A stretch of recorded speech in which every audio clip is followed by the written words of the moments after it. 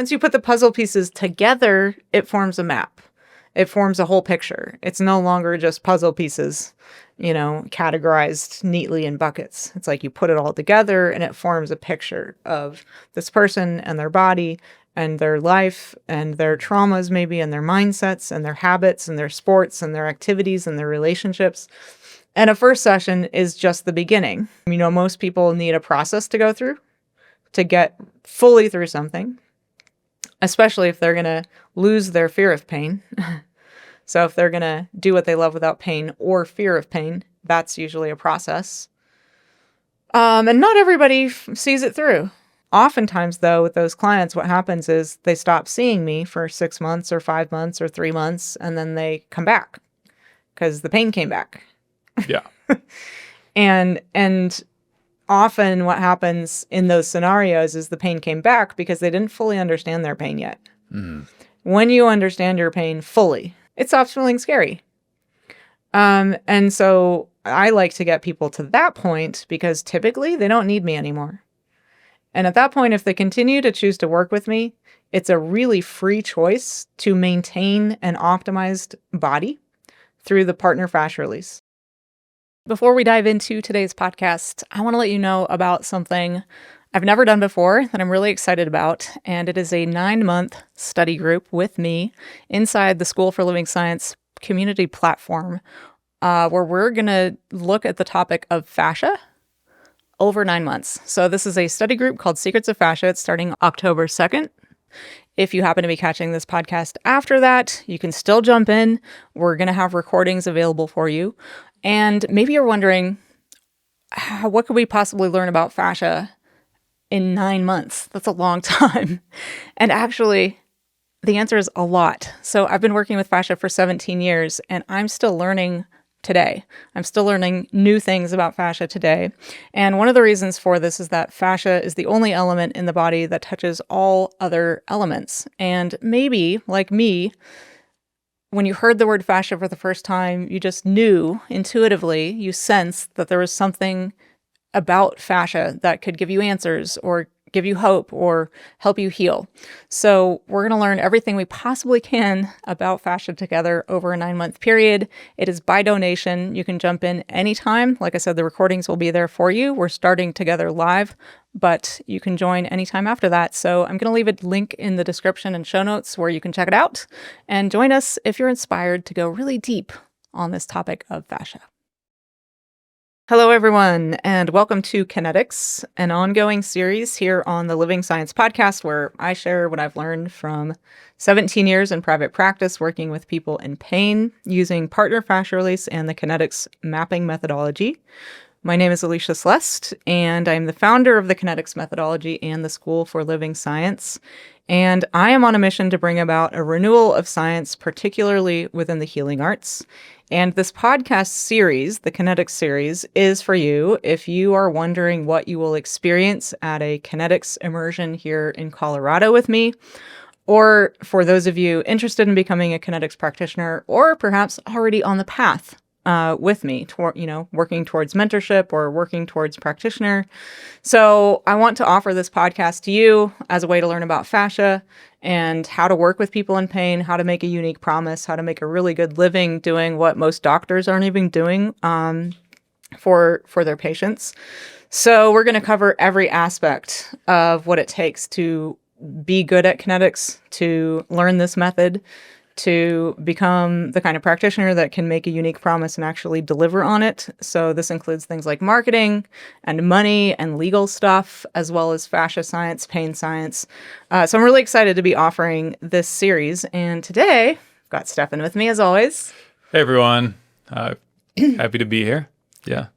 And so today, Stefan is actually going to be interviewing me.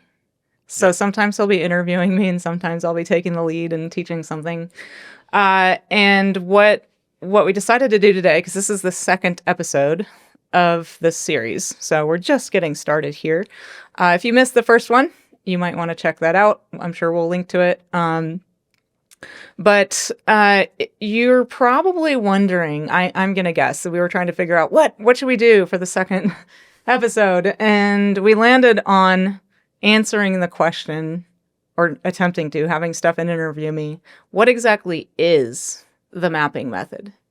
Because I have a feeling a lot of you are intrigued by it. Maybe you've even downloaded the Beginner's Guide to the Kinetix methodology, which is a great place to start. So we'll definitely link to that in the show notes or in description on YouTube.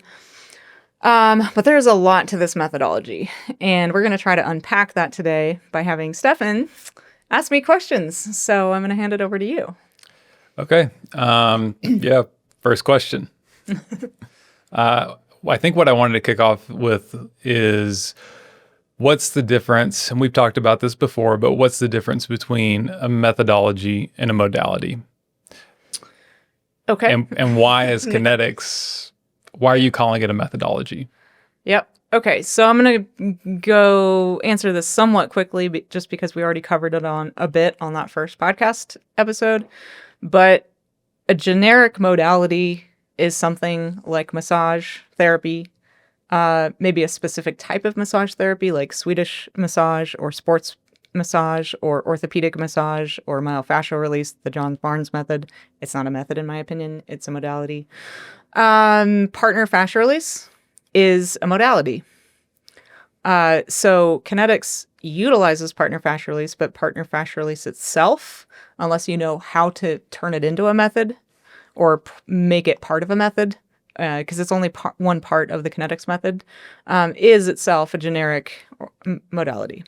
So generic modality is just a technique that you apply to a body or a process or a protocol. So even if it's in a particular way, so you gave the John Barnes method as an example, and every massage method, every functional medicine practice, and everywhere in between has some particular way of applying what they do. I wouldn't say that functional medicine is a modality, because they're not applying a protocol to everybody's body. So I'm particularly talking about like when you're trying to effect change in a body. I'll leave it at that, for now, because then there's the mind, right? But let's leave it to the body right now. And you're using the same technique or protocol with every client. Okay. So let's say, there's the Wim Hof method. That too, they're calling it a method, but they don't know what the word means, in my opinion. It's not a method. So what is it? What does method mean to you? So a method, I wasn't prepared to answer this like with every specific component of a method. Yeah. If you're wanting that information specifically, it is in the Beginner's Guide to the Kinetix methodology. But methodologies are replicatable. They're designed to produce reliable, like kind of predictable answers or results. It's something you do repeatedly, even though like it's God. Yeah, it's an. I need that sheet in front of me right now because this is just. Well, like here's what's challenging about this. It'd be like if you asked me what exactly is a methodology. You're asking me generally, but there's the scientific method, then there's the Kinetix method. It's much easier for me to answer a specific method. But if you think about it, even asking a scientist, what exactly is the scientific method? Well, to really truly answer that question in any kind of meaningful way, you'd probably need to ask that person, what exactly is the scientific method if you want to understand whales?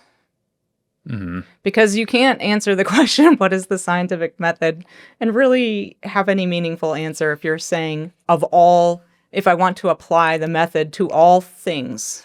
Okay, so all, you get what I'm saying, right? Well, the way that I would answer that question, like, what's the scientific method? I would say it's a systematic way of asking questions. Yeah. To arrive at truth. So a way of knowing would be a way to define a method. It's a reliable way of knowing. Is one way you could say it. But the reason I don't like to answer it that way is like, what does that mean? Well, maybe we'll get into that. But what? My original question was, so what is a modality? And what I hear and what you're saying. Go ahead. Well, here's something really important from the components that are usually found in a methodology. Mm-hmm. Any real methodology is founded on a set of first principles to start with. Mm-hmm. So, like the scientific method. Correct. Yeah. And that's why I say John Barnes' method and Wim Hof method are, in my opinion, aren't founded in a set of first principles. They might argue differently. I don't know, but I've never read It's a first set of principles anyway. practices, basically. It's a protocol. Yeah. It's a technique. Mm. Everybody, like if, you learned the Wim Hof method, and Yeah. I'm not trying to say that the Wim Hof method is impotent or useless or no one should do it. I'm just saying I don't think it's a method. Right, right. Like words really matter to me. Yeah. as you know. Yeah. So I think, when we use words, we should, especially if, we're using them in marketing or online or in a private practice, we should know what the words mean and be able to back them up and stand in them and stand for them. Okay, so, right. So a modality is basically it's a protocol that, let's just say in the context we're talking about in the healing arts, it's something that a protocol that's applied usually to someone. Yeah, all people all people equally. Yeah. But it's not designed to produce answers. It's designed generic modalities are typically designed for a result, but there's no guarantee of a result. They're just hoping for a result. Like, let me do what did you hope for when you did the Wim Hof method? I think mostly like relief from anxiety. Exactly. You were going after the outcome. Yeah. You weren't using it to know yourself better. Yeah. Yeah. It's interesting. I've never really looked into the word method itself. Like maybe we're using it in a narrower way than it normally is, but I don't think so, because I've looked it up. Interesting. Yeah. So there's modalities, and then there is methodologies. And why is kinetics a methodology? What makes it a methodology? So it's a way of knowing, for one thing. It's founded on a set of first principles. So there are 4 first principles to the kinetics methodology. Since that's coming up now, I'll share them. So the first principle is the nature of the relationship determines what is revealed.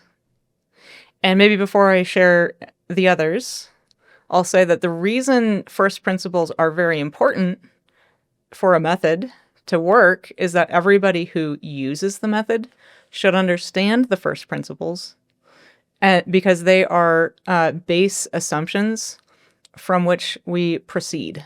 Mm-hmm. And so it gives you firm footing from which to do the work, Mm-hmm. To pursue knowledge. And so kinetics ultimately is the pursuit of knowing why someone is in pain, or why someone is sick, or why someone has anxiety, or why someone chronically dissociates. Really, I'm saying this just as someone who's experienced it. This is my take. It could be used to investigate any phenomenon that's human in nature. Yes, Like if it occurs within the human organism, exactly. then yes, it can be used to pursue the knowledge of why the phenomenon is occurring and what can be done to bring about healing, regeneration, transformation, or freedom. Got it. So the first principles are really important, and unfortunately, and this is why I'm on a mission to bring about a renewal of science, particularly within the healing arts. Unfortunately, in the healing arts, it is utterly languishing for a lack of scientific rigor. Okay, what do you mean when you say that?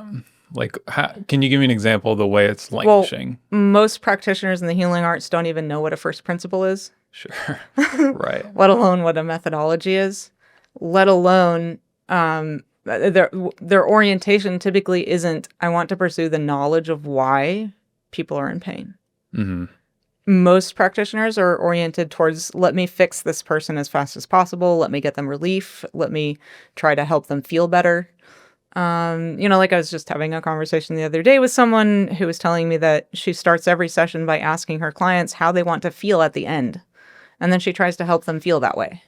And I personally would absolutely never want to operate a private practice that way, because I mean, and I'm not necessarily saying that's wrong, but it's very outcome based rather than knowledge based. And I really want to help people know themselves deeply because I believe self knowledge is the only security in life. Thank you, Joe Hudson, for that quote. Yeah.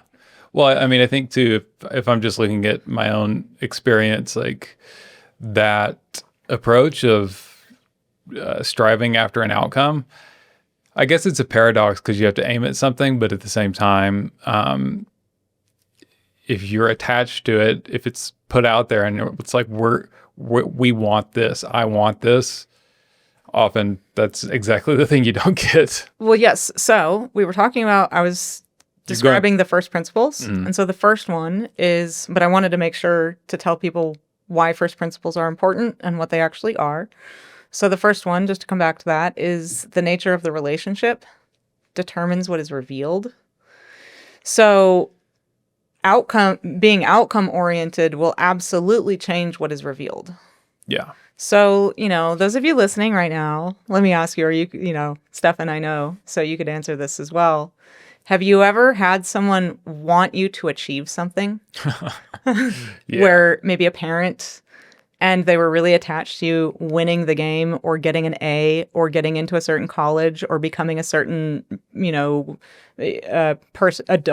adult, like becoming a doctor or lawyer or, becoming successful. What does it feel like when somebody is attached to you getting an outcome? Yeah, I mean, there's something in me anyways, and I know this is true of some other people, maybe not all, but I want to polarize that. Yeah. I want to rebel. Like, I don't want, like... I think it's human nature. Yeah. And so the nature of the relationship determines what is revealed. And so if the relationship is, I'm going to help you get an outcome, then that will absolutely determine what is revealed in the sessions. So anyway, there's a lot.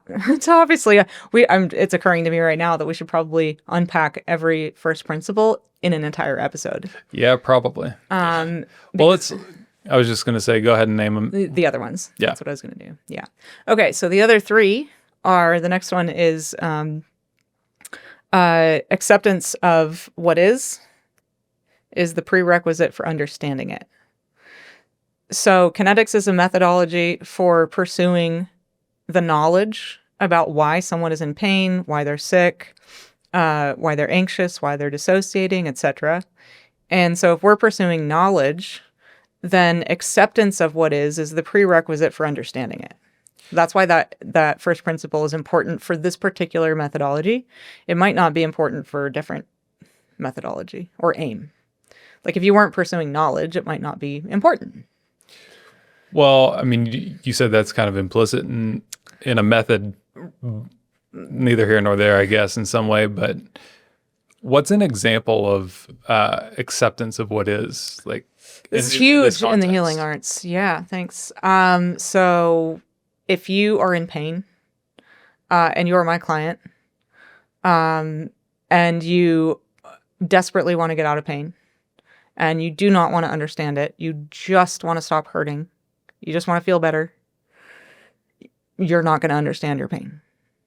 You're gonna grasp for relief and search for things and hope that I, the practitioner, am a magical unicorn that can magically step on you with magical feet and magically disappear your pain. And that's not how I've set up my private practice. So I'm a knowledge-based private practice. I want to help my clients gain deep self-knowledge. My promise that I've made people, which I talked about on the last episode, is I help you do what you love without pain or fear of pain. And having that aim is also really important for the method. So maybe we'll talk about that later. But if you don't have an aim, it's hard to make the method useful. If you just want to help everybody with it, it's hard to make it useful. It'd be like saying, I want to use the scientific method to understand everything about everything. So, you have to pick what to study. Do you want to know about whales? Do you want to know about, relationship patterns? Do you want to know about ants, trees? What comes up for me when you say that is like, how do you juxtapose, how do you reconcile like this unique promise and having to have an aim with an outcome? Like, what's the difference between the two?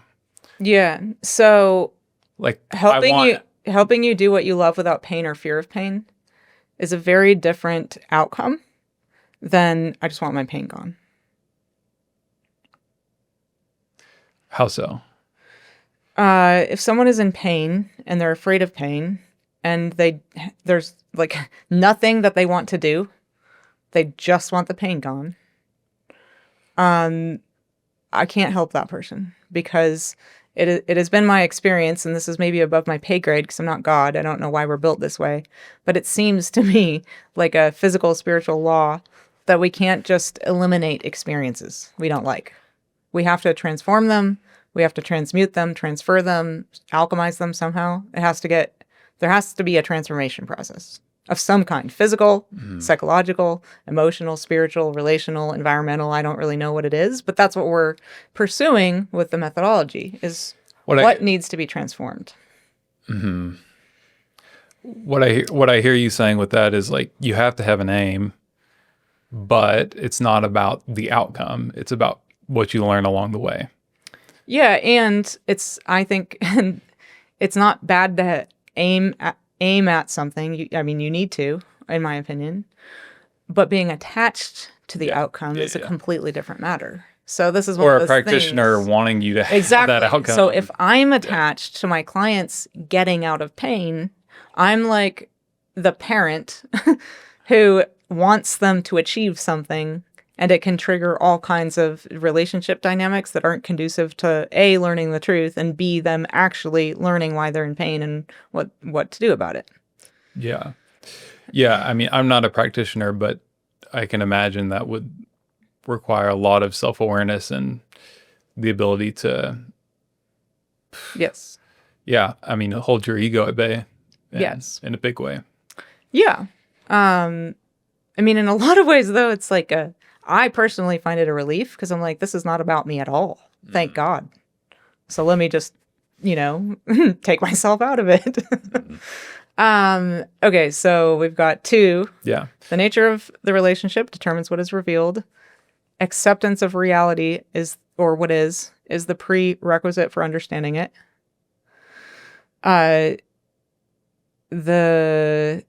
I'm like, I know what the last one is. So to understand the human body, we have to know what a human being is. And good Lord. Body. The body is the rock. Thank you. These lights. So you guys, I don't know how this is going to happen for us, but like, we just started recording these podcasts and we put up the studio.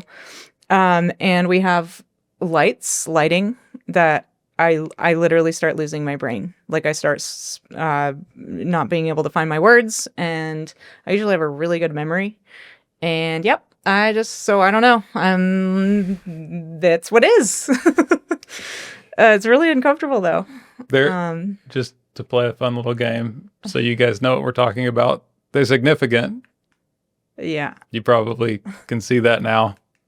Okay, we have to leave them on, otherwise it's going to be strange lighting, but... Yeah. Okay, so you named the first 2. Okay, so... The first 3.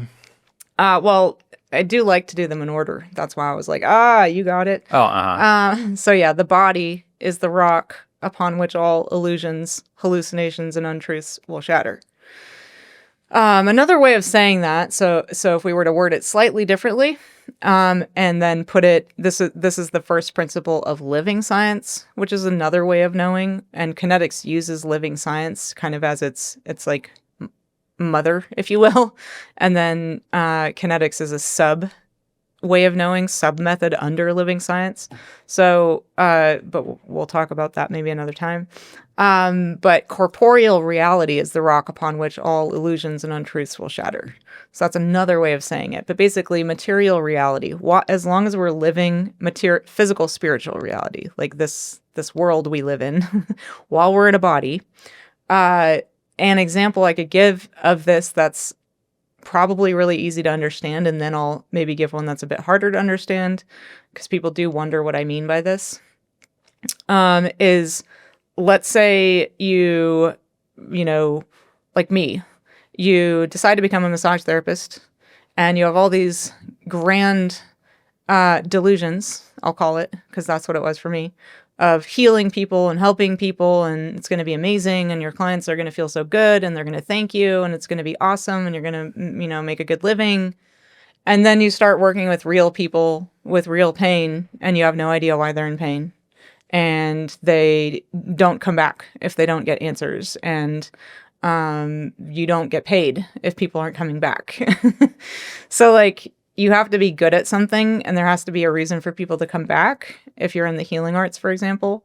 So that's an example. Like, you might have delusions of grandeur about making money, becoming something, and then reality will tell you whether you're right or not. Like, are you actually competent? Do you know what you're doing? Do people want to pay you? Reality will reflect back to you what's real. What's an example of that with a client? Yeah, with the body. Yeah. There are tons. We're gonna be here for like 12 hours, by the way. If we go this slow. That's okay. Lots of people believe they're broken, that there's something fundamentally wrong with them, their body, even though there's no X-ray, MRI, ultrasound, anything that has shown anything, quote unquote, wrong. So this is an interesting one, right? Because the body is, from a Western science diagnostic perspective, which doesn't tell you why, it just tells you what. So it says, nothing's wrong with you, according to these diagnostics, X-rays, MRIs, etc. Yeah. But something's happening. and so we have to look at someone's mind, their beliefs. Why do they believe this? And it's interesting because we do have beliefs that will manifest as reality. But when we use kinetics, we discover the truth. So when I say the body is the rock upon which all illusions and untruths will shatter, I think it's safe to say, I've never teased it apart like this, that's probably only true if you put your body through something like a method that can extract truth out of the body to show you where you might be delusional. So and the reason this is important to tease out, actually, and I've never thought to do this with this first principle, is someone could be walking around right now. In fact, there are probably millions of people walking around who are in danger of early death and don't know it because there's something in their body that's deteriorating and they're just not aware of it. Yeah. And so this person might be delusionally optimistic about living a long life, and then something happens. So that's an example of like... Came out of nowhere. Yeah, that came out of nowhere, but probably it had been building up for a long time. So that's an example like of you're not putting the body through any kind of like curative and diagnostic process to know what's true. It just happens, the body just does what it does, and then you find out what's true. But with kinetics, we're stepping on people with partner fascia release. And so an example I could give you is, I've worked on lots of psychotherapists in Boulder, Colorado. I guess I'm calling them out a little bit right here. I'm not trying to exactly. But actually, there are a couple I can give you. So there are tons of psychotherapists in Boulder, Colorado. And I've worked on or worked with quite a few who... I know what they're saying publicly because they have they're public on Facebook, or they have websites and podcasts and that kind of thing. And they talk about themselves like they have regulated nervous systems. Yeah. And then I step on them and we discover something different. Now, granted, I'm stepping on them. But this is the point of having a method. And this is the point of me saying this first principle is applied to the kinetics methodology. It's not meant necessarily to be something someone thinks about just all the time under any circumstance. So The way that I process that is like, or this is my experience of it, is like that statement to me is true, just period. Like the body It is the is rock true, upon period. which but it all can really illusions take you shatter. for a ride mentally if you try to think about it from every angle. Well, what I would say about, yeah, for sure. For sure. To me, like kinetics is a tool to help either, it can make things shatter. In other words, and that sounds bad or it sounds negative, but it's like, it can help reveal the truth, basically. So here's another one I wanted to give because it's actually a really common myth and misconception that I'd love to shatter right now. Yoga is particularly yin yoga is good for fascia. Yeah.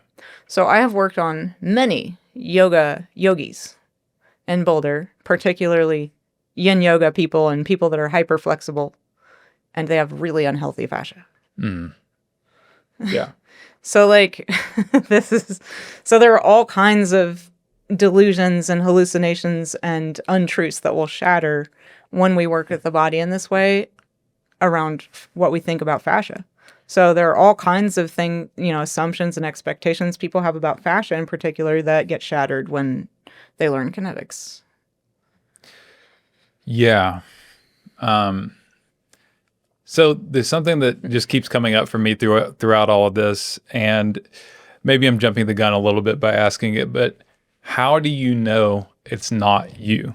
So I've asked this before. In other words, you're stepping on me, and I'm not a yin yogi, far from it. But let's say that I was, and I came to you and said, yeah, I've been doing a lot of yin yoga, so I think my fascia is going to be really healthy. And then you stepped on me and you said, no, and it doesn't, based on how you're responding to it, I'm going to say that it's not healthy. And what I feel under my feet indicates to me it's not healthy. But how do you know that what you're sensing in that person and what you're feeling physically is true? How do you know it's not your own subjective experience?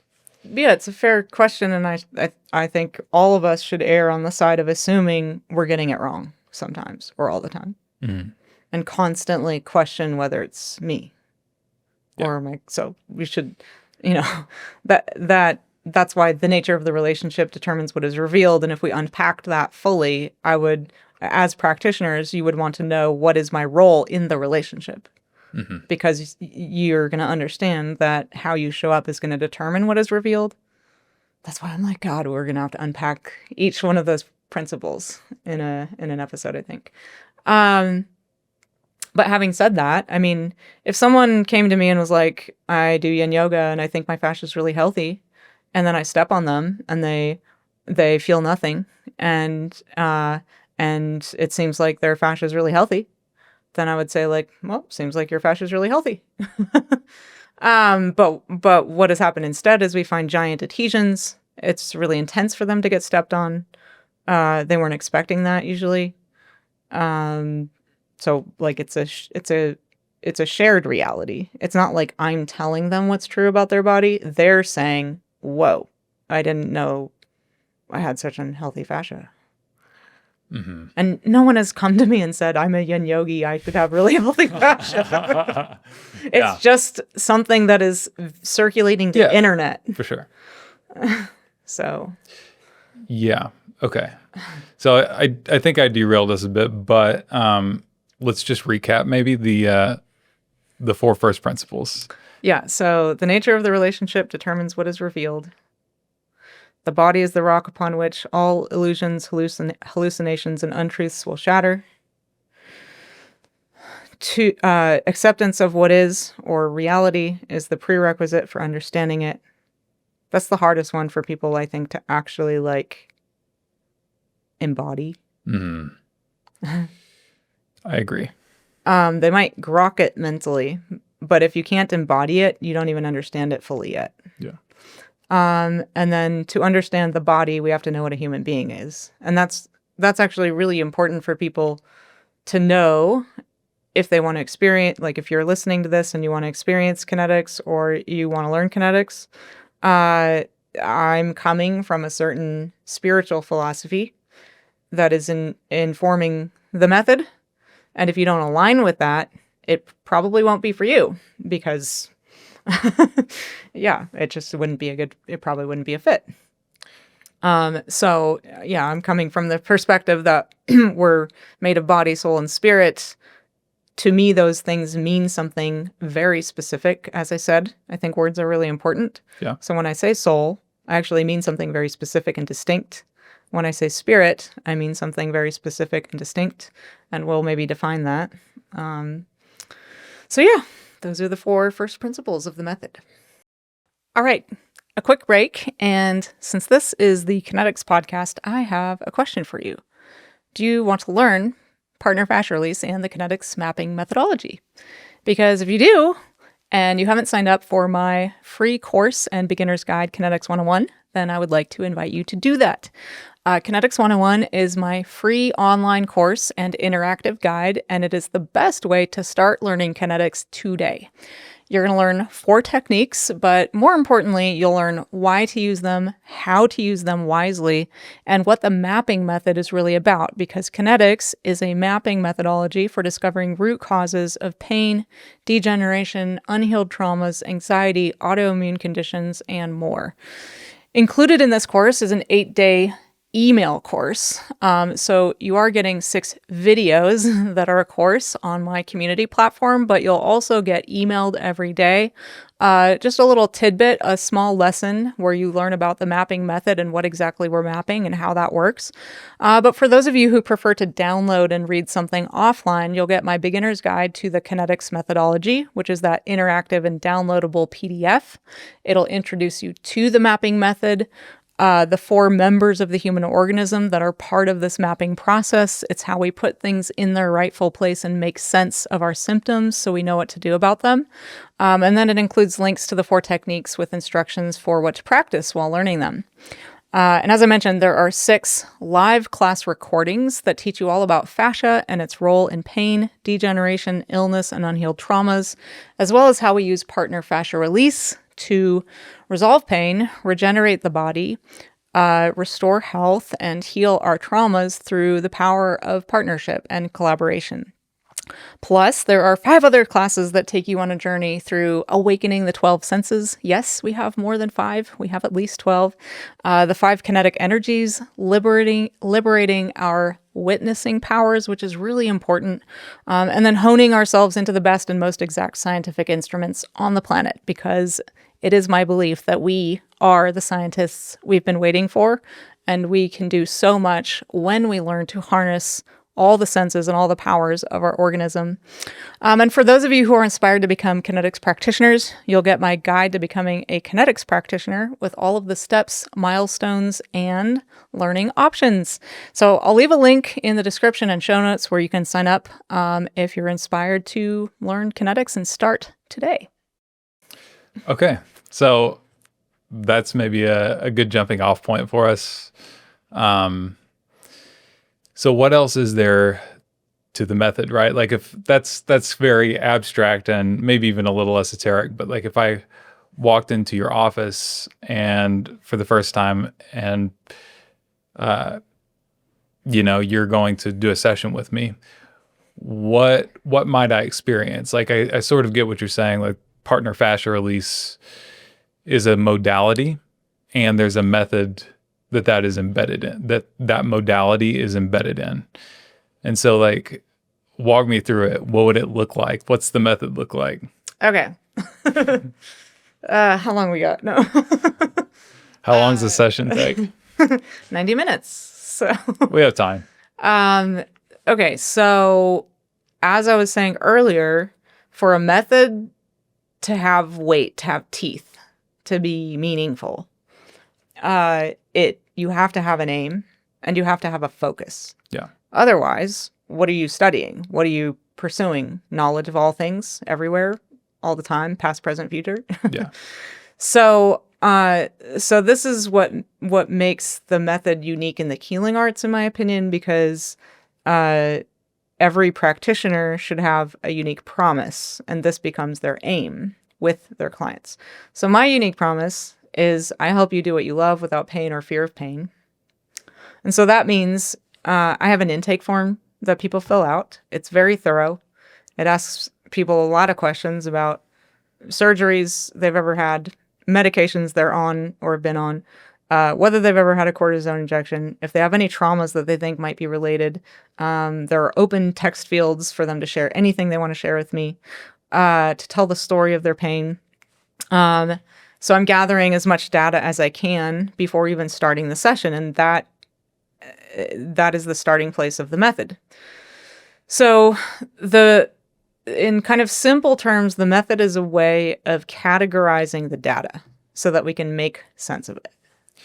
So I just wanted to say that because this is the starting point of gathering data about a client. Mm-hmm. And one of the questions in my intake form is there anything you can't do because of pain that you would like to be able to do? If someone actually says, no, there's nothing I can't do because of pain, I won't turn them away, because if it's true, what that would mean to me is they're in pain, but they haven't let the pain limit them yet. The pain isn't so severe that they've stopped doing what they love to do. Mm-hmm. But maybe they're thinking about stopping or they want to put a halt to that so they don't have to stop. Exactly. And so I still would want to be able to help that person do what they love without the pain and without fear of pain. So that's the starting place, and most people write something in. I mean, if you're in chronic pain or you have pain, usually there's something you can't do, and that's why you're coming. Because most of us actually tend to push through pain that doesn't stop us from living our lives. Yeah. We just hope it will go away. Yep. A lot of the time it doesn't, but sometimes it does, actually. Like, oh, hey, that thing that happened 2 weeks ago that I thought was going to like really injure me is gone. Interesting. So that happens all the time. So that's where we start. So I want to know, when they come in, I'll ask someone, if it's you, like, what is it you can't do because of pain? You told me it was running, maybe. Is there anything else you can't do? So I'll follow it up. I'll make sure to ask them follow-up questions. And as we're talking, which usually lasts about 15 minutes of the session in the beginning, I'm noticing words they use, the way that they talk to me about their pain, the way they talk about their body. I'm listening for mindset about their healing potential, beliefs they might have about their body and healing potential or about the pain. I'm listening for what you might say, or what we're going to talk about maybe later, for potential pathologies of the astral body or lower ego. Okay, so... And this, again, is I'm starting to map them already, and I haven't even stepped on them yet. I'm also paying attention to the way they sit, the way they stand. Yeah, I'm self-conscious about how I sit now. All right, here we go. And then if there's something that they can't do because of pain that they can actually test in my office, then I will have them do it in front of me. And then tell me exactly where it hurts when they do that. So I'll have them point. Because a lot of the time when someone verbally... So some people, for example, will say, I have pain in my hip. If I don't ask a follow-up question, then I'm going to make a giant assumption. And I want to know, what do you mean by hip? Is it in the front? Is it in the side? This is one of the things. Is it in your glutes? Yeah. Is it in your lower back? And some people are like, yeah, all of that. I'm like, well, that's very different than if it were just in the front. Yeah. Some people call groin pain hip pain. Yeah. So so it's really important as a practitioner to make absolutely sure you know what someone is saying. Yeah, I mean, I've experienced that phenomenon, well, in relationship for sure. With me, maybe. I wasn't going to say it. Yes. But this is, and you can see why this is important, right? I see it all the time at the workshops. I experience it myself trying to communicate with people. It's kind of crazy. I'm obsessed with specificity. Yeah. Yeah, I've noticed watching you that it's like iterate, ask differently. And here's the thing. I know when I've landed on Yeah. the answer. I just feel it. It's like, yep, okay, now I know what this person is saying. Until I have that feeling, I keep asking questions. Right. I mean, obviously not for 90 minutes. I'm gonna step on them. Sure. But all of this is happening before we step. Then I also have them rate their pain on a scale of 1 to 10, just standing there, sitting there, and then doing the thing that maybe they can't do. And not everybody can do what they would love to do in my office. For example, if it's hiking, you're not going to be able to hike. If it's running, sometimes I've had people, go out the door and try running. Not too frequently. But if they have pain while squatting, or pain going up and down stairs, or they feel unstable going up and down stairs, or this is how specific I'm going to get. And if I can have them test it during the session, I will. And so I want to know what all the data is before we start. And so I'm filing that away. It's going on my map. So you can imagine it's like having puzzle pieces on a table, and we're just placing puzzle pieces on. We're not trying to put them all together yet. We're just putting puzzle pieces on the table. And then maybe I thought I heard someone say something, or maybe there was something in an intake form, but I followed it up with a question, and I might go, "Oh, I'm taking that off the table." Because it's not relevant. It's not relevant anymore. And so where did the piece about testing in, like, I would think maybe that came from your experience with just testing while you're in the session. So no, it's just, I mean, you kind of know, and we're going to probably do my origin story at some point, or not mine, but the origin story of Kinetix. But I brought my running shoes to the Rossiter workshop and said, it was just an intuition. It seemed intuitive to me, like it just made sense. Yeah, it's logical. Intuitively to test something in between techniques to find out what happened. So you can get the best data you possibly can. Yes, and the most accurate, because, for example, if I did, say, 4 techniques on you, or even did a full session without asking you if anything changed between techniques, then I wouldn't know what did what. And so anyway, I'm getting ahead of myself because we haven't gotten to the part of like me stepping on you yet if you're my client. Yeah. So you've already got what are you mapping? Someone's stories, beliefs, meanings, Well, I can tell you the 4 main categories. Yeah, maybe that would be a good way to backtrack and sort of frame this. Yeah. And so this is how I'm going to be teaching it from now on. And I maybe just want to be clear to everybody listening. I wasn't taught to do this. I worked very intuitively. I follow my instincts. I really trust my intuition. And I've been doing this kind of categorization the whole time for 17 years. Obviously to higher and higher degrees as I got better. So I was doing it at a very basic level, beginner level, non-mastery level in the beginning. But I was categorizing things very much like I'm going to be teaching it now. But it was starting to teach Kinetix 7 years ago that had me realize I don't know how to teach people what I'm actually doing. I need a system for teaching. The Kinetix method is the same in essence, in actuality, as it always has been.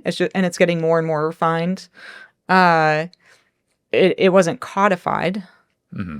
So I've had to codify it and put it in writing and systematize it in order to teach it.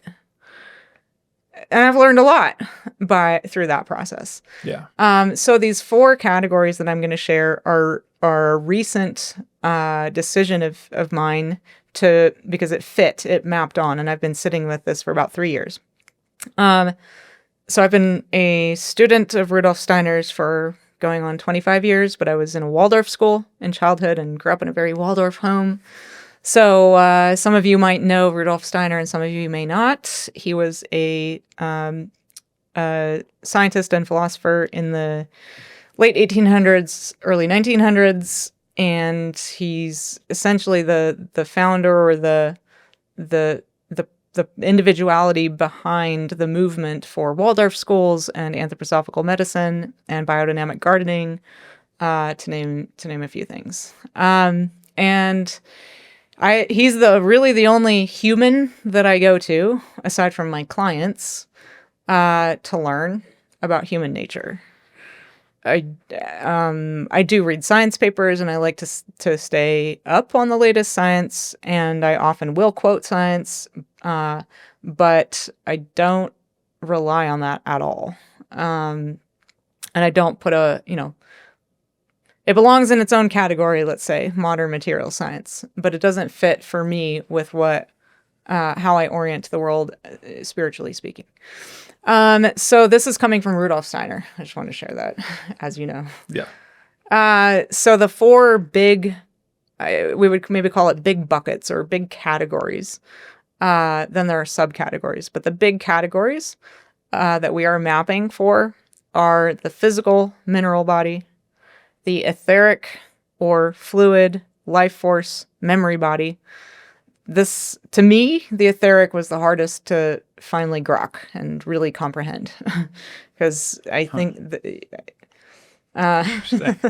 yeah. The astral or soul body, so the astral body, soul body, and the I being or human spirit or ego. There's a lower ego and a higher ego. I'm sure we'll talk about that in future episodes. And so those are the four big categories. But for example, in the etheric, this is maybe why it took me so long to understand it so I have to understand it I have to understand it from a lived experience, from direct experience, from participating in it, physically, spiritually, consciously, practically, for me to feel like I comprehend it. So the etheric body encompasses, when we're mapping with kinetics, it encompasses the fascia, the water, the lymph system, the blood vessels, and the way blood moves in the body.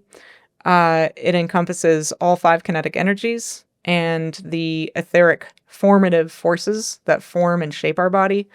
It includes an intelligence within that system, those formative forces that know how to separate, dissolve, mix chemical elements coming into the body. It's very complex. It's chemistry. Yeah. So, whereas physical mineral body, yeah, I got that. That's easy to understand. Astral body, the soul. So we have 3 main activities of the human soul: thinking, feeling, and willing.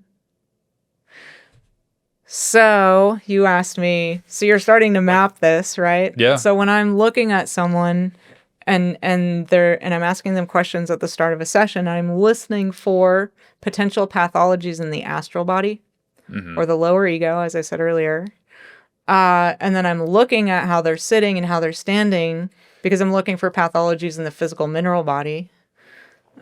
And some of that is you could probably tell, like, this is physical, but you learn a lot more, I imagine, when you step on someone. Correct. Yes. And then I'm sure you could learn about their etheric too. Maybe something is like obviously degenerating. Yeah. So you're probably, to some extent, when you get their intake form, and then to a much greater extent when you see them before you start stepping, you're already mapping. Yes. And it's in all 4 of these buckets. Yes. And so mapping isn't, I have a saying, always be mapping, ABM. Doesn't really roll off the tongue, No, it but doesn't. I try. But yeah, always be mapping. Yeah. And so mapping isn't a static process. It's not something you arrive at and you're done. Yeah. It's not like, oh, once Elisha's mapped me, that's my map and that's me. The goal is actually to change the map. The goal is to understand that you are a living, breathing, dynamic, ever-evolving map. Well, I would say even to be a conscious co-creator with the map, because I don't think you could stop it from changing. No, exactly. Yeah, exactly. Okay, so what happens next? So then I actually step on people. And so the stepping part, the partner fascia release, is utilizing compression and sharing-based fascia release that involves stepping on people, and then they conduct movement under compression. So I'm not mashing tissue. I'm not pushing tissue around. I'm not manipulating tissue in any way whatsoever. I am simply palpating, finding areas of density, areas of pathology or adhesion, and then compressing that to the bone. And then I coach them through movements. They have to initiate and do the movement. And this is where the real magic comes in. Not magic as in, magical results, wave a magic wand and something positive always happens, but magical in terms of so different from most modalities out there and most practitioners. It's extremely rare to have something where the client has to initiate movement under compression that will reveal the bones, the tendons, the current state of the bones, the tendons, the nervous system, the lymph system, the fascial system, as well as their entire astral body and I being in the activity. So it's because they have to do it themselves that it's difficult. Like a lot of us can kind of endure someone doing something to us, and it's like, even if you're like, it hurts, but it's got to be good for me. If you're trying to talk yourself into it, it's easier to endure something like that when someone else is doing it to you. But when you have to do it to yourself, it's really hard. You mean initiate the movement? Yes. Yeah. And that word is really important. Initiation. Yeah. You have to initiate the movement. You have to initiate the transformation. You have to be willing to transform. Will is also a part of this. So a lot shows up when I step on people. So someone might actually be unwilling to do it, but they override their unwillingness because of a survival program. Right. So for example, like wanting to be good or not, one that's coming up for me is like not wanting to appear weak. Yeah, exactly. A bunch of them. Yep. And so some people, not everybody, but some people might instantly go into a fight response. Yeah. Or a fleeing response or a freeze response. Some people dissociate, not everybody. Some people love the way it feels. So just to put that out there, yeah, I'm one of those people most of the time. So there's a lot that happens, and everything that happens is good data. So I'm taking everything that's happening and I'm putting, there's another puzzle piece. They braced. They're bracing right now. Okay, this person is holding their breath. Or, oh wow, they're really liking this. It seems like they're making noises of pleasure, or they're literally telling me, oh my God, that feels so good. Puzzle piece. So everything is going on the table as a puzzle piece. But again, I'm just putting puzzle pieces down. I'm not making them mean anything yet. Mm-hmm. So that's really important. I'm a part of this method is about not projecting onto reality, but to learn from the living realities of our suffering. So the client's body that they don't understand, that's in pain, that's sick, the traumas, the mindset, beliefs, whatever it is. So to learn from that rather than projecting onto it. So just because someone tells me, oh, I have back pain and it's on the right side, I'm not going to say to myself, oh, I know how to fix that. Okay, so you're saying that could be because of, it might be a physical issue, but maybe it's not their back where they think it is. And so you're mapping this. Is it actually physical? Okay, maybe something else. Maybe I'm not feeling anything that would indicate to me that it's physical. Maybe there's something else there. Are they degenerating, or do they have something in their water body or their etheric? No. Okay. Maybe it's the astral body. Like, is there a reason that this person maybe is chronically in lower back pain that has to do with? Yes. That one. Okay. Go ahead. So so in a first client session, I make my clients choose either upper body or lower body. Yeah. And so we map the lower body or we map the upper body, but we don't do both in a first session, usually, unless someone flies here to work with me and we do a 3-hour session. And so as we're going, let's say we're doing a lower body session, I'm going to do their calves first. And maybe I do their left calf first. I have them get up and walk around after just doing the left calf before doing the right calf. Because I want to know what happens after just doing the one calf. And so some really surprising things have happened over the years. Like I actually still remember the first guy that I stepped on a long time ago. He had lower back pain, and I stepped on his right calf and then had him walk, and his back was 50% improved. Wow. And I was like, whoa. I wouldn't have guessed it was his calves. Right. So you just never know. And so like anything that happens is good data. So I'm putting that in again, that's a puzzle piece. But once we have all the puzzle pieces, it does start to make sense. So for example, I think what was true about this guy is he drove a lot. Yeah. Or I'm not sure. I actually don't remember everything about this guy, like his intake form. But there's something about the right calf it's going to make sense eventually, why it's connected to his lower back pain. Uh-huh. And it will make sense when you understand the musculoskeletal system, which is mostly what we're mapping when we talk about the physical mineral body. And so you can put certain things into that category. And so what that's going to have to do with is joints being stable or unstable. So we're mapping for joint instabilities. We're mapping for postural alignment issues or abnormalities. We're mapping for hypermobility. So notice I'm not saying anything like degenerating discs or arthritis. That would belong in the category of the etheric body. Mm. So someone's results that they get, this is what makes partner fascia release curative and diagnostic or diagnostic. The results that someone gets, like someone getting a result for lower back pain with just the right calf technique, like it going from a 5 out of 10 to a 2 out of 10, that's really good data. And you want to know like why. And so you want to you'll end up categorizing it musculoskeletal. That's what it was. That's not a regeneration issue. When you work on someone's calf and their back instantly feels better. Right. Whereas someone with a swollen lymph system that's chronically inflamed, and when you step on them, it's really tender and painful to get stepped on.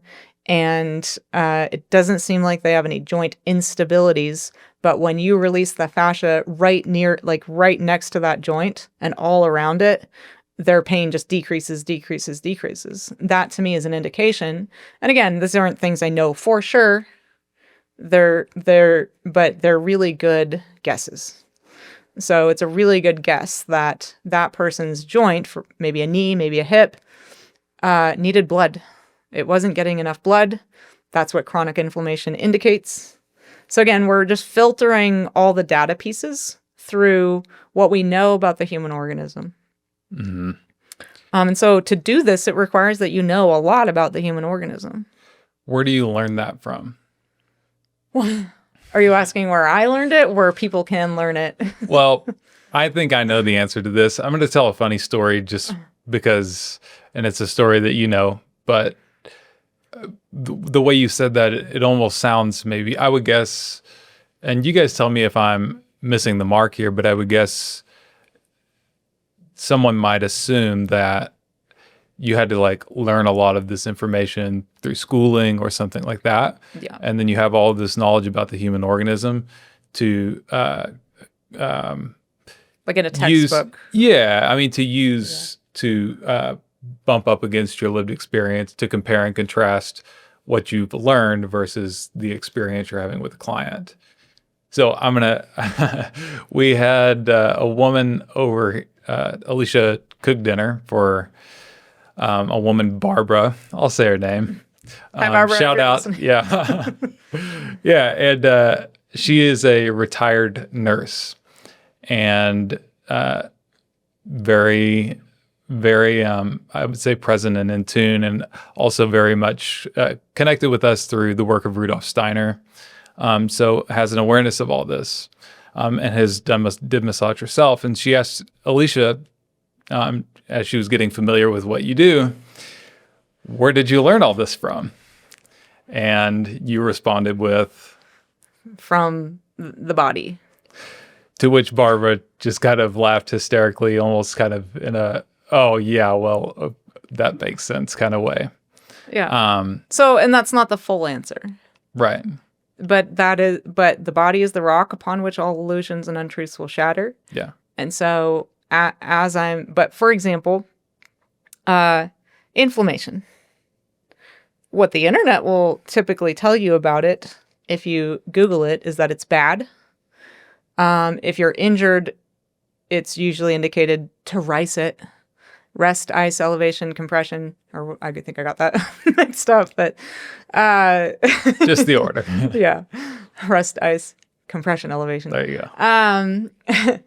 And yeah, I'm that again, that is kind of like outcome oriented, not thinking with the body. So I aspire to think with the body, because it is my belief or conviction that if I can think with the body, I can co-create with it. Like if I can think with it, then I can understand it. What do you mean when you say that? Okay. I've been around you a little bit. Yeah. I think Take inflammation. So if we just stop projecting ideas onto this phenomenon called inflammation, and we just kind of behold it, take it in, notice it, sit with it. Maybe it's your body that's inflamed. Maybe it's someone you love. Maybe it's someone with chronically swollen ankles and you're not sure why, or maybe your abdomen is chronically swollen and inflamed, or I don't know. But I've certainly struggled with some of these inflammation issues. Maybe, if there's an acute injury. Acute injury is a great example of how to begin to think with the body in this way, because it's very acute and very, very obvious, and it has a very obvious origin.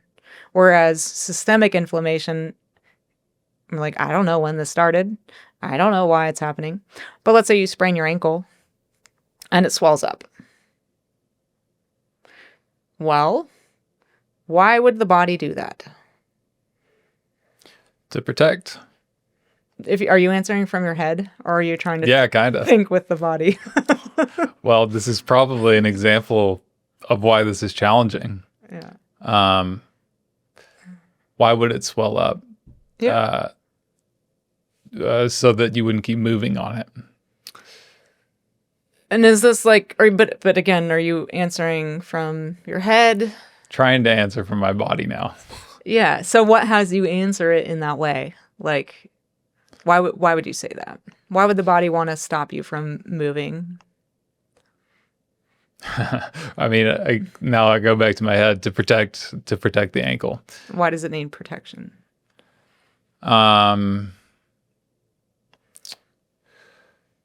Well, so I don't do anything that damages it further. Yeah. I mean, and you've been hanging around me a long time, so yeah. And through an acute injury. But yeah, so that's that. If I were to recommend any starting place for beginning to think with the body, it would be acute injury. Mm-hmm. Because you have an obvious reason to point to. I sprained my ankle, I fell off a curb, or I ruptured my MCL because I fell in a river and it twisted really badly. So you know the origin of the symptoms. Mm. So that is my recommended starting place if you want to learn to start to think with reality. And then you just, really sit with it. Okay, why would my body do that? Well, yeah, it makes sense that if I'm injured, my body would want me to not move as much as normal. Or do anything stupid to cause further damage or injury. But that's not the only reason. Mm-hmm. But that's maybe the most obvious one. Mm-hmm. And some of this requires using modern science, which I'm a fan of doing. And I think it can be extremely useful for living science and for thinking with reality. So what do all hospitals need to be able to do what they do in critical care units? I guess blood. Yes, exactly. So we're all, this is something we're all kind of peripherally aware of, and some people are so aware of it that they give blood. Yeah. But we don't really ever stop to think about why. But blood is really important. Blood is life-saving. And in the absence of, a critical situation, blood is regenerating.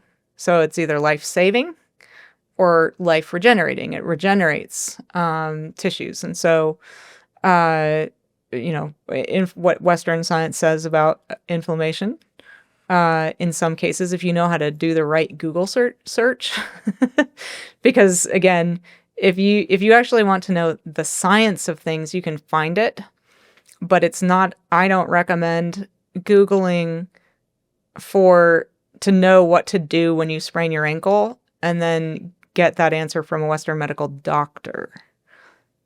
For example, because again, they're going to probably tell you to rice, and I don't think you should rice, because I believe the body knows exactly what it's doing, and we should learn from it so we can become a co-creator with it. And so icing an acute injury is a terrible idea. So is elevation. Terrible idea. What are you doing? You're draining blood away from a site of injury that needs blood to regenerate. Every doctor should know that, in my opinion. Right, because the first thing you need when somebody has a serious injury to keep them alive. Yeah. Yeah, exactly. Interesting. Yeah, okay. So let me see if I can rein us back in here. Okay, so we have basically somebody has arrived in your office. Like what? Okay, here's a question that I think will put us back on track. You're gathering all of this data, right? You're starting to go, okay, I see what's on their intake form. This aligns, this doesn't. I've met the person, I've talked to them. I'm getting a sense of what their stories, meanings, and beliefs are. Now I've stepped on them. I'm getting even more data. And sort of, this is happening in a living way for you. And it's maybe not like this data piece goes in this bucket and this data piece goes in that bucket. But all of the data kind of falls in one of these 4 buckets of physical, etheric, astral, or I. Yes. Okay.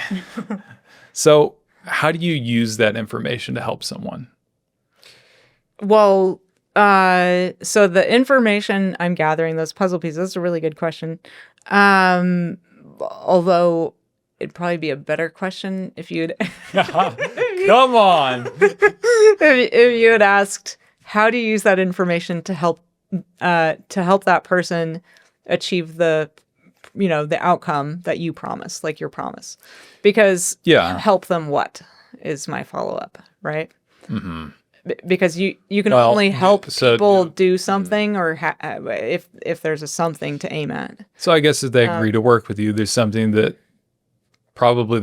love that they can't do. Right. And there's something that they probably have some fear of. Potentially. Some pain or illness or something. Potentially, yes. I mean, a lot of the time, yes. So yeah, I mean, I am kind of categorizing it, but ultimately the goal is for these 4 categories to then form a whole picture, like a movie in your mind. Once you put the map. Once you put the puzzle pieces together, it forms a map. It forms a whole picture. It's no longer just puzzle pieces, categorized neatly in buckets. It's like you put it all together and it forms a picture of this person and their body and their life and their traumas maybe and their mindsets and their habits and their sports and their activities and their relationships. And a first session is just the beginning. And so it's not like, most people need a process to go through to get fully through something, especially if they're going to lose their fear of pain. So if they're going to do what they love without pain or fear of pain, that's usually a process. And not everybody sees it through. Not everybody, some people are perfectly happy just to lose the pain, just to do what they love without pain. Oftentimes, though, with those clients, what happens is they stop seeing me for 6 months or 5 months or 3 months, and then they come back because the pain came back. Yeah. And often what happens in those scenarios is the pain came back because they didn't fully understand their pain yet. Mm. When you understand your pain fully, and when I say your pain, I mean a specific pain. Not necessarily all pain that has ever happened or will ever happen to you. Right. So like Right. the knee pain that's preventing you from running and hiking, for example. When you understand the knee pain that's preventing you from running and hiking, it stops feeling scary. And so I like to get people to that point because typically they don't need me anymore. And at that point, if they continue to choose to work with me, it's a really free choice to maintain an optimized body through the partner fascia release. And we no longer even really need a map. We're just maintaining an optimized fascial system and, getting them the benefits of compression and shearing and regenerating their body and, just checking. And I do say always be mapping. So I'm kind of always mapping when I step on them. But if they've reached that point where they don't have fear of pain anymore and they can do what they love without pain, we're just in easy mode, like working together. So an example I could give you of why this data is helpful to move someone through this process is many times what will happen in a first session, though not always in a first session. But it's in particular if someone can perform a movement that they couldn't because of pain, or that they could, but where it was really painful. So someone might, let's say they couldn't squat, and now I get them squatting again in the first session, and it's pain-free. Mm-hmm. Like that happens a lot, like completely. They're at 0. They can squat and they have no pain. But they will often then look at me and go, how long is this going to last? Or like, what should I do to make sure this doesn't come back? Fear of pain is there immediately. So the fear, then I'm like, okay, there's some fear of pain, some fear of it coming back, some uncertainty and suspicion about like, I don't want to mess Who's this this up. magician? Yeah. Not necessarily, but like, Well, the reason that wouldn't be the case because you're walking them through, you're trying to bring them along the journey of understanding. Correct. And so like I consider it my job as the practitioner then to help that person understand why they were in pain and why they were in pain while squatting specifically, because then we can talk about how to prevent it from coming back. Mm-hmm. And oftentimes this conversation lasts several weeks while we're continuing to map. It often involves looking at something like, well, maybe one of your glute muscles isn't firing or is inhibited. Maybe you need to strengthen it. Maybe you need to change your gait while hiking. A lot of people walk with their toes up, or they run on their toes. So, there's an investigative process, a mapping process that continues. But my goal is to get clients 50 to 100% reduction in pain during the first session and answers. Not all answers, but it's that usually you don't have that experience when you go to a practitioner. No, definitely not. And I aspire to, if you're listening to this and you want to become that kind of practitioner, I want to help you become that kind of practitioner because the world needs it. Yeah. Yeah, I agree. Okay, so I think we have a pretty good picture of the mapping at this point. Is there anything you'd like to add to what is the mapping method? Like we sort of... I had a few notes. Okay. Just to see. Yeah, I mean, I do think we covered quite a bit, and, it'll probably take many more episodes to fully unpack the method. Yeah. For people that really understand it. And maybe what I want to say is it is complex. Mm-hmm. It's not, and why? Not because I wanted to create a complex method. Yeah. If you think human beings are simple, I probably don't even know how to have a conversation with you. We're really complex. Yeah. Human beings are the most complex thing on this planet, in my opinion. Yeah. Like, we are the last frontier. Yeah. We have, quote, conquered the natural world with material science. You know, we understand a lot about it. The human being is the last frontier. We still don't understand ourselves. Yeah. We don't like, I live in my body. I live here. I'm the owner of this body, and I'm presumably the architect of my behavior, and I don't understand why I do a lot of the things I do, or why I don't do things I would really like myself to do. Mm-hmm. And now it's a layer cake. Like, I understand some of the layers. Like, well, I think I have a pretty good idea of like why I don't do some of the things I want to do. I don't know myself fully. Do you? So. I think I would, yeah, I would not be here on Earth. And so we need methods that are as complex as we are. That can handle the complexity, not as complex, that can handle the complexity. So just to give, I think we touched on it a little bit, but just to give an example, I know you've told me before about people, there's a million different reasons someone might be in pain. Yeah. And yeah, this feels like a bit of a derailment, and we really need to maybe unpack in a different episode. But I was going to go into like why someone might have a belief that keeps them in pain that has nothing to do with the physical, or why someone might even want to stay in pain, even if that's not a conscious want. Right. Yep. Absolutely. Those are all things we map. Yeah. And that would be like maybe the astral body, for example, or even the I being. Lower ego. Yeah. Right. Yeah. Mm-hmm. So, okay, here's one last thing I definitely want to touch on. I'm glad I kind of went on that little rabbit trail because it made me think of this. One thing that has been meaningful with kinetics for me, and I think is for a lot of people, is it gives you the capacity to choose differently, like to transform whatever it is in the context of kinetics. Mm-hmm. And of course, like not all of the transformation necessarily happens there. Maybe you haven't been able to go run or hike and you need to go run or hike. But I'm talking about, like, for example, the ability to say yes and no. Yeah. Set a boundary. Yeah. So this probably is a derailment slightly because there's what the methodology is, and then there's what we can do with it. Right. For sure. Or do during sessions. So that's definitely stuff I want to talk about in future episodes.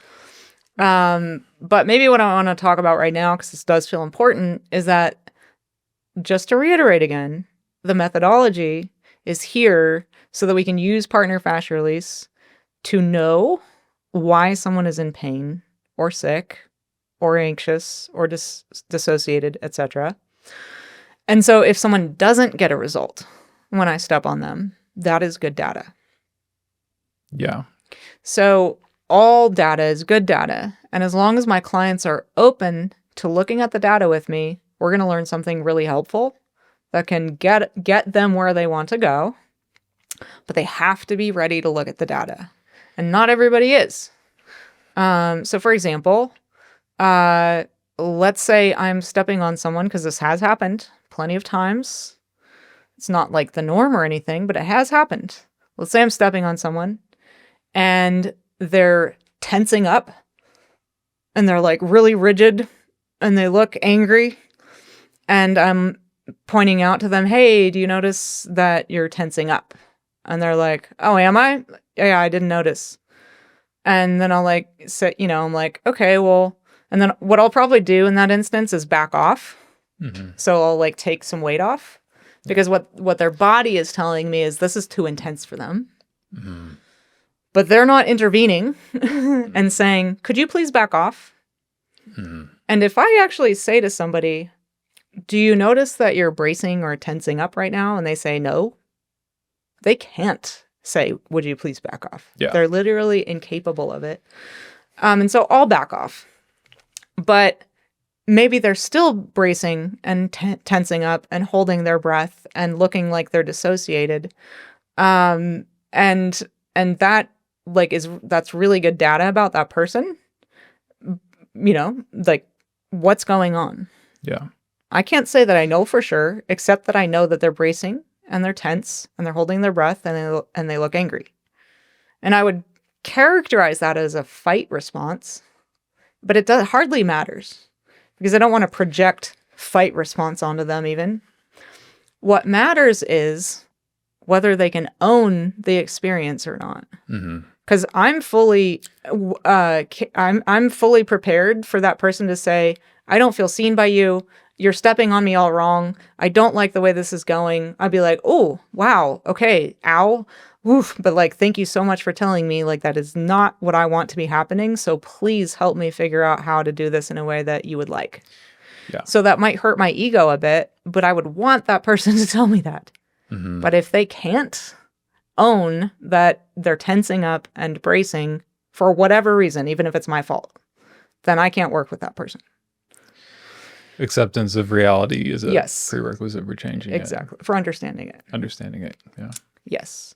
So all data is good data, except when someone can't see the data. Yeah. It just, obviously, it's not going to be helpful to that person because they can't see it. And then that data is the most important data at that point. Yes, except If they to get someone to see that they can't see something or won't see something is impossible. I've tried. Yeah. Yeah. And so that doesn't happen that often, but it has happened. Yeah. Whereas some people say, yeah, you're stepping on me.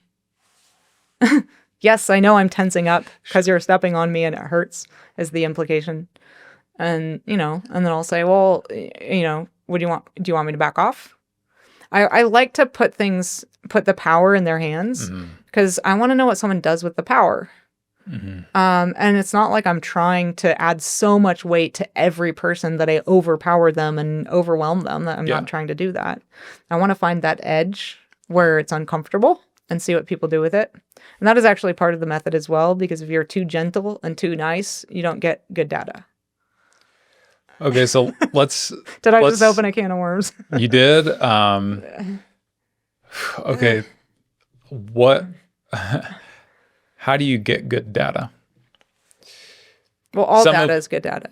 Yeah. Okay, so here's the can of worms. And then you tell me if you want to go here or not. What I know about you is you have a capacity to sense things that is beyond what the average person, I would say, has. Now, you've spent a lot of time cultivating that too. But that's a part of being able to gather data. Like if I'm numb to something, I'm not going to get any data about it. Yeah. So maybe you can talk about, is that part of the method? Or it's kind of like saying someone has to have good vision to be a whale biologist because you're out on the ocean, you need to be able to spot whales. Is that a part of the scientific method? No. But to be a good whale biologist, you might have to have good vision or be able to spot whales. Or be able to develop that. Right, or be able to develop it. And so, like, to be good at something doesn't mean it's part of the method. I got you. It's, it's kind of like that's going to be each unique person has particular gifts and talents and challenges, and people can cultivate capacities that they're weak in if they have humility. Yeah. Yeah. And so this method will humble you constantly. It constantly humbles me. Like I've almost given up on it many times teaching it. Like it's humbled me so much teaching it. It's that it has been the most humbling experience of my life. Yeah. Trying to teach it. Yeah. And I took 2 years contemplating whether I ever would teach it again or not. Yeah. It's hard, and people don't like doing hard things a lot of the time. Yeah. We want the easy button. Yeah. This is not the easy button. But I do want to say, like, for any of you listening who like the idea of using your intellect and being scientifically minded, and you like the idea of investigating in this way, it's so fun. So, like, you have to have the right personality for it. Well, I think a lot of people, and I would put myself in this camp, maybe are inherently drawn to the easy way because that's a lot of human beings are. And we know there's value in the hard way. And there's a reason it's worth pursuing. So, yeah. I don't know if I have any other questions. Do you have anything else you want to say about the mapping methodology? Is there anything we missed? Yeah, I think there are a couple things coming to mind. So we mentioned earlier that having an aim is really important. Yeah. And my aim with people is to help you do what you love without pain or fear of pain. But kinetics as a methodology can be used for many aims. And my goal with the School for Living Science and our kinetics immersions and the kinetics mentorship is to help those of you who may have a different aim than me learn how to use the method for your aims, because just like science can be applied to whales or to human beings or to forests or whatever, you can apply kinetics to many things that happen in the human organism. So for example, maybe your aim is to help people, and we talked about this on the last podcast, wake up every day with vitality and energy.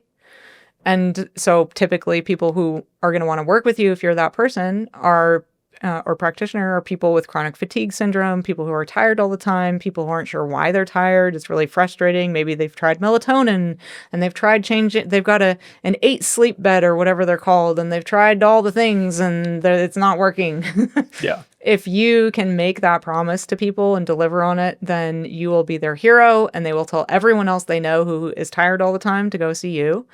And so you can absolutely use kinetics to pursue why, again, to pursue the knowledge of why someone is the way they are, as long as that information has to do with the human organism. Mm-hmm.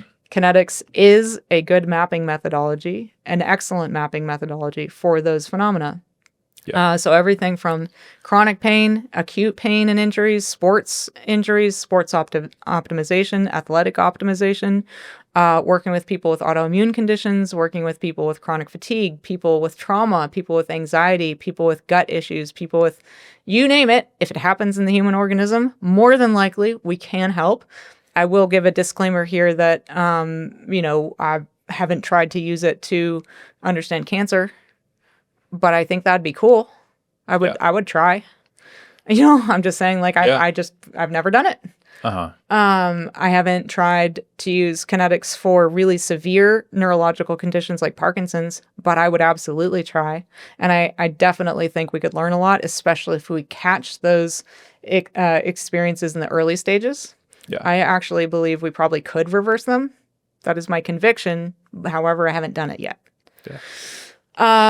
So there's a lot, I just wanted to say that because there are things that maybe are outside my experience to date, but everything I've mentioned I have worked with, autoimmune conditions, chronic fatigue syndrome, difficulty detoxing, anxiety, trauma affecting the body, chronic states of fight, flight, freeze, fawn, all those things I've worked with.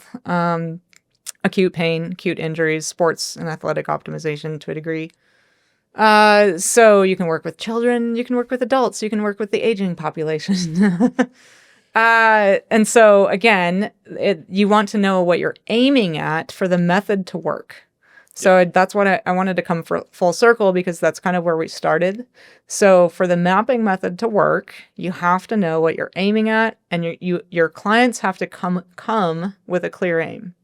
Otherwise, the method doesn't work because you don't know what you're studying. You don't know what you're mapping. Yeah. It'd kind of be like saying, Stefan, I want to climb Long's Peak, and I need a map to get from here to the top. But I actually just want to climb all the mountains everywhere. Can you give me a map? Yeah. It's like, I probably did that metaphor wrong. It'd be like if I said, I want to climb all the mountains everywhere. Do you have a map?